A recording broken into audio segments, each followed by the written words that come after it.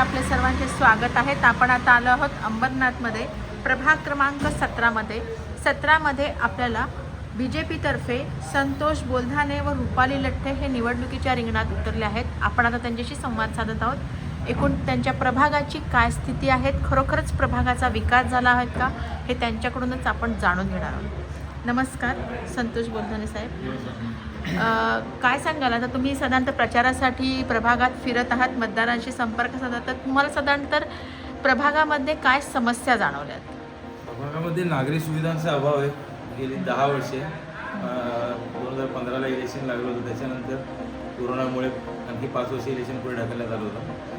जवळजवळ 10 वर्ष नागरिकांच्या ह्या समस्या आहेत की नागरी सुविधांपासून लोक वंचित आहेत. नागरी सुविधा म्हणजे त्याच्यामध्ये तुमच्या प्रभागाने महत्त्वाची आणि मुख्य अशी भूमी हे काय? महत्त्वाची म्हणजे रस्ते, पायवाटा या अंतर्गत स्लम एरियामध्ये सार्वजनिक शौचालय आहे. पुन्हा पाण्याचा प्रॉब्लेम आहे. पाणी केव्हा थोडं हे येतं, गढूळ येतं चिखलोली डॅमचं. पुन्हा ज्या मूळ मुद्दा आहे की इथे म्हणजे स्लम एरिया असल्यामुळे लोकांची खूप गैरसोय होते. शौचालय व्यवस्थित म्युन्सिपाल्टीतर्फे साफसफाई होत नाही, नगरपालिकेतर्फे फक्त बिलं काढली जातात पेपरवर, म्हणजे साफसफाई आहे पण ते तशी प्रत्यक्षात काही होत नाही तिथे.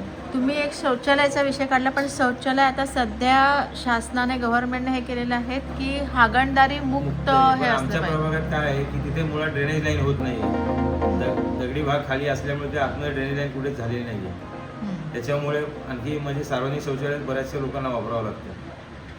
तर आम्ही त्यालाच प्राधान्य देऊ की आम्ही आल्यानंतर तिथे मुख्यतः की ड्रेनेज लाईन करण्याचा विचार आमचा आहे तिथे. कारण ते मागच्या वेळेस केलं होतं तर ते 2 फुटाच्या वर चेंबर गेले नाहीत तिथे, आणि खाली दगड असल्यामुळे ते जास्त फोडता पण आले नाही तिथे, असा विषय. त्यामुळे कसं घरोघरी तिथे शौचालय नाही अजून, जरी मोदींनी ते नारा आहे पण ते आमच्या त्या प्रभागात राहिलेले आहे. ते मागच्या वेळेस शिवसेनेचं नगर होतं त्यालाही जमलं नाही आहे. आम्ही यावेळेस करण्याचा पुरेपूर प्रयत्न करू. आता तुम्हाला ह्या सगळ्या समस्या दिसल्या आहेत, तर तुम्ही एकूण ह्या समस्यांचं निराकरण करण्यासाठी कशा पद्धतीने वाटचाल करणार? निराकरण करण्यासाठी बघा, आता नवीन इलेक्शन लागलेलं. आता आम्ही काही प्रतिनिधी नव्हतो, लोकप्रतिनिधी नाही आहोत. आता जर आम्हाला संधी दिली जनतेने तर लोकप्रतिनिधी झाल्यावर आम्ही पहिल्यांदा तेच काम हाती घेऊ, जेणेकरून लोकांना त्रास होऊ नये. पण तुमची एक सामाजिक व राजकीय वाटचाल कशी राहिली आहे? सामाजिक राजकीय म्हणल्यावर जवळजवळ मी 25 वर्ष सामाजिक आणि राजकीय क्षेत्रात आहे. मी स्वतः माझी 3री निवडणुकीची वेळ आहे. गेल्या वेळेस मी 41 मतांनी पडलो होतो. तर सामाजिक राजकीय म्हणजे कसं की समाजकारणातून आम्ही पुढे आलो आहोत आणि आता राजकारणात आहोत. त्याच्यात आता इथे कसं झालं की दोन्ही उमेदवार बाहेरचेच देण्यात आले आहेत, स्थानिक लोक नाही आहेत तिथे. इव्हन राष्ट्रवादीचे, पुन्हा शिवसेना पक्षाचे. आता भारतीय जनतातर्फे आम्ही दोघे इथे स्थानिक उमेदवार आहोत. मी संतोष वासुदेव बोलधाने आणि रुपाली लठ्ठे, दोघे आम्ही स्थानिक आहोत इथे. त्यामुळे लोकांचं म्हणणं यायचं की आम्हाला जवळचा आणि स्थानिक उमेदवार आहोत. तर किती विश्वास वाटतं की मतदार तुमच्या पाठीशी खंबीरतेने उभे राहतील? मतदार नाही म्हटलं तरी 80-90% जनता आमच्या पाठीशी आहे. जे आमचं माझं गेली जवळजवळ 25 वर्ष सामाजिक कार्य आहे ते बघून लोकांचं फक्त कल एवढाच आहे की आम्हाला आमच्या जवळचा आणि हक्काचा माणूस हवा. तर तुम्हाला विश्वास आहे इथले मतदार तुम्हाला बहुमूल्य मतांनी विजयी करतील? नक्की.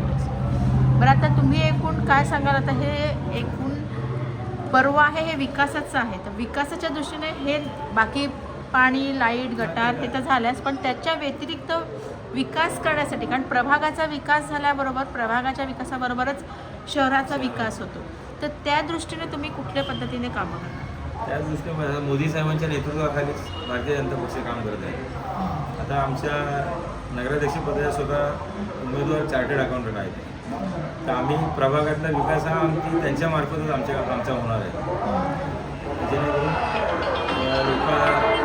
प्रभागातील तळागाळातील लोकांचा विकास व्हावा, जो आत्तापर्यंत काँग्रेसने केलेला नाही आहे. त्या दृष्टीने ते पावलं आणि त्याने प्रेरित होऊन आम्ही भाजपमध्ये आम्ही कार्यरत आहोत. बरं, आता मतदान हे 20 तारखेला झालेलं आहे. हा जो चेंज झालेला आहे तुम्हाला काय योग्य वाटतं का? योग्य कसं प्रत्येकाला संधी मिळाली काम करण्यासाठी मतदारांपर्यंत पोहोचण्याची, तर 20 तारखेला योग्य ते मतदार निर्णय घेतीलच. नमस्कार रुपालीताई, तुम्ही प्रभाग क्रमांक 17 मधून निवडणूक लढवीत आहात. तुम्ही एक लेडीज आहात आणि महिलांच्या देखील बऱ्याचशा काही समस्या असतात, तर त्या समस्या सोडवण्यासाठी त्यांच्या विकासासाठी तुम्ही कशा पद्धतीने कार्य कराल? खरं तर महिलांच्या विकासासाठी म्हणण्यापेक्षा मी महिलांची सुरक्षा जपण्याचा प्रयत्न करेन माझ्या प्रभागामध्ये. आत्ता पाहता ह्या सद्यस्थिती अशी आहे की महिलांना सुरक्षितपणे वावरता येत नाही कुठल्याही ठिकाणी. म्हणून आम्हाला पहिलं महिलांच्या सुरक्षेसाठी मी पहिलं पाऊल असं उचलेल की माझ्या प्रभागामध्ये जिथे जिथे चौकामध्ये किंवा मेन पॉईंट आहे तिथे मी CCTV बसवण्याचा प्रयत्न करेल आणि सगळ्यात जास्त आमच्या प्रभागामध्ये मी पोलीस बीट आणण्याचा प्रयत्न करेल की पोलीस बीट असल्यामुळे इथल्या जे टवाळखोर असतील किंवा महिलांवर म्हणजे सुरक्षित नसतात, महिलांना जे त्रास देतात किंवा अन्याय होतो, त्यांच्यावर ती योग्य चाप बसेल, वचक तिथे वचक बसली जाईल बीट असल्या कारणाने. म्हणून बीट आणण्याचा मी पहिला प्रयत्न करेन आणि CCTVचा हा प्रयत्न करेन. आणि दुसरं त्यांना सक्षम करण्यासाठी किंवा इव्हन आज काही म्हटलं तरी सुद्धा एक महिलांना पण थोडंफार एक रोजगार हवा असतो एक, तर त्या दृष्टीने कशा पद्धतीने आपण कार्य करू शकतो? महिलांना तर खरं रोजगार म्हणजे काही महिलांना असं आहे की त्यांना घरगुती रोजगार हवा आहे, पण घरगुती रोजगार आम्ही हे पापड लोणच्यापासून महिला लांब ठेवणार आहे.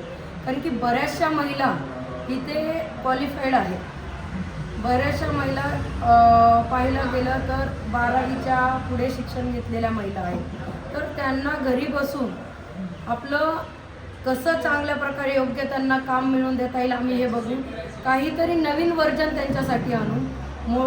आणि आमच्या तेजश्री करुंजुलेताई CA आहेत, त्यांचं तर पहिलं म्हणणं आहे की आम्ही महिला जास्त सक्षम करण्याचा प्रयत्न करू. म्हणून तेजश्रीताईच्या माध्यमातून त्या प्रभागाचा मी मोठ्या प्रमाणावर विकास करणार आणि महिलांचाही विकास करणार. बरं, तुमची एक सामाजिक व राजकीय वाटचाल कशी राहिली? सामाजिक वाटचाल पाहायला गेलं तर आमच्यामध्ये तर मी बोलेल की माझं 90% वर समाजकारणच आहे. कुठेहीच तुम्हाला प्रभागामध्ये पाहायला गेलं तर माझं राजकारण तुम्हाला दिसणारच नाही. तुम्ही जरा प्रभागामध्ये फिरा, प्रभागामध्ये पहा, ज्या महिला प्रतिसाद देतात हे पाहून मला की ताई तुम्ही आत्तापर्यंत कुठेच काही म्हणजे राजकीय लेवल न बघता आमच्यासाठी कुठेही उभा राहतात. रात्री अपरात्री कधी कॉल आले तरी कुठलीही समस्या असो त्या समस्येचं निराकरण केल्याशिवाय आम्ही थांबत नाही. म्हणून मी माझ्या ह्याला मी म्हणेल की मी समाजकारणच सगळं 100% देईल. बरं, तुम्हाला काय कितपत विश्वास वाटतो आहे की तुमच्या पाठीशी इथले मतदार उभे राहतील? मॅडम, माझ्या पाठीमागे मी मतदारांकडे मी कल जास्त असा देते की कामावर विश्वास ठेवा. येणाऱ्या म्हणजे उमेदवार असतील त्यांनी पैशाचे लालच कशाचे आमिष दाखवतील त्याच्यावर मग आमचा मतदार जास्त बळी पडणारच नाही. कारण की इथल्या प्रभागावर माझा पूर्ण विश्वास आहे की ज्यांनी कामं केलेत त्यांना स्थानिक उमेदवारांना ते निवडून देणार आहेत. एवढंच मी माझ्या मतदारांवर विश्वासावर मी सांगते की मी जे प्रभागात फिरते त्या विश्वासावर ठामपणे सांगते माझा प्रभाग हा काम करणाऱ्याच्याच पाठीमागे उभे राहणार. बरं, 20 तारखेला मतदान होत आहे, तुम्ही मतदारांना काय आव्हान कराल? मी तर खरं 20 तारखेला मतदान होत आहे. ज्या गव्हर्नमेंट सुट्टी किंवा कंपनी सुट्टी देते किंवा हाफ डे दिला जातो त्या माध्यमातून जनतेला एक आव्हान करेल की तुम्ही कुठलेही सुट्टीचा गैरफायदा घेऊन बाहेर कुठे जाऊ नका, ते करू नका. कारण की तुमचं एक मतदानसुद्धा अमूल्य आहे. एक मतदानसुद्धा तुमचं खूप महत्त्वाचं आहे. यातून तुम्ही लोकशाहीला बळकट करू शकता. म्हणून एक विनंती आहे, खरं तर आपण नंतर ओरडत बसण्यापेक्षा 50% मतदान झालं परत म्हणण्यापेक्षा अरे मी दिला असता तर तो उमेदवार आला असता काम करणारा चांगला. तर ही संधी न गमावता प्रत्येकाने घराबाहेर पडा आणि लोकशाहीला बळकट करा आणि 20 तारखेला येत्या प्रचंड बहुमताने कमळ चिन्हासमोरील बटन दाबा. त्यातनं मी एकच आव्हान करेन. असं तर मी आणखीन एकदा सगळ्यांना आश्वासनाने सांगेन की अंबरनाथमध्ये पाहायला गेलं तर 25 वर्ष भ्रष्टाचार हा प्रत्येक नागरिक पाहतो. त्या नागरिकांना मी आव्हान सगळ्या करेन की CA चार्टर्ड अकाउंटंट आमच्या तेजश्री करुंजुलेताई नगराध्यक्ष पदासाठी उभे आहात. त्या तेजश्रीताईंना 1 नंबरचं बटन दाबून कमळ चिन्हासमोरील प्रचंड बहुमताने विजयी करा. कारण की ज्याचं काम 1 नंबर असतं ना, त्यांचं बटन बी 1 नंबर असतं. असं आमच्या तेजस्वीताईंच्या बाबतीत झालेलं आहे. तेजस्वीताई आमचं 100% समाजकारण पाहतात. म्हणून 1 नंबरचं बटन दाबून प्रचंड बहुमताने विजयी करा. तसंच प्रभाग क्रमांक 17मधून मी रुपाली लट्टे आहे, मधून. तुम्ही सगळ्यांनी, मी म्हणते की काम करणाऱ्याला संधी द्या.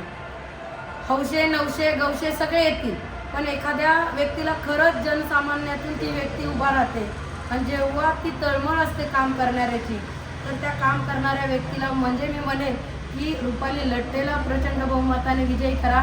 4 नंबरचं बटन आहे वाईट याच्यामध्ये, तरी प्रचंड बहुमताने विजयी करा एवढीच विनंती करेन.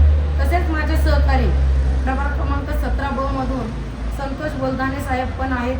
त्यांनाही मी सांगते की त्यांच्याही कामाचा विश्वास बघा की 25 वर्ष झालं त्यांनी जे अंबरनाथमध्ये किंवा प्रभागामध्ये काम केले, त्यांचंही 4 नंबरचंच बटन आहे. 4 नंबरचं बटन दाबून प्रचंड बहुमताने विजयी करा.